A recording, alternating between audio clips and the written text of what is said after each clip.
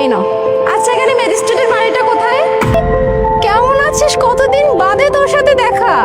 মুনা, তুই তুই এখানে কি করছিস? ও আচ্ছা, তুই তাহলে এখন চায়ের দোকানদারিগিরি করছিস? না না, তোর ভুল হচ্ছে। এই চায়ের দোকান আমার না। ও আচ্ছা, তোর না, তাহলে নিশ্চয়ই তোর হাজবেন্ডের। দেখেছিস, আমি তোকে বারবার করে সাবধান করেছিলাম তুই আলিফকে বিয়ে করিস না করিস না, তারপরে বিয়ে করে নিলি। জানো শাহাদাত, এই যে এই ছেলেটা মানে আলিফ আমাদের সাথে একসাথে ভার্সিটিতে লেখাপড়া করেছে, তুমি জানো?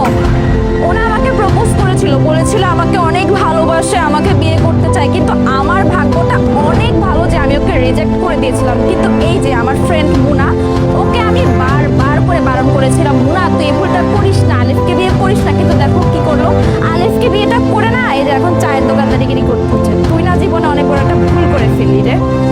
থ্যাংক গড আমি যে কত বড় একটা বিপদের হাত থেকে বেঁচে গেছি শাহাদাত, তুমি জানো?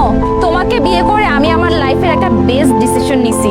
আমি যে আলিফকে রিজেক্ট করছি, এটা যে আমার জীবনের কত বড় একটা ভালো সিদ্ধান্ত ছিল, তুমি জানো না? তো তুমি এখন বুঝো, আমি যদি ওকে বিয়েটা করতাম তাহলে আমি এখন মুনার জায়গায় থাকতাম, মানে ও বসে বসে থেকে আমাকে দিয়ে দোকানদারিগিরি করতো, মানে আমি যে কত বড় একটা ভালো ডিসিশন নিচ্ছি। কিন্তু এই মুনা, ও কি করলো দেখো, আমার ফ্রেন্ড হয়ে কত বড় একটা ভুল সিদ্ধান্ত নিল এই ছেলেটাকে বিয়ে করে। কি বলতেছো?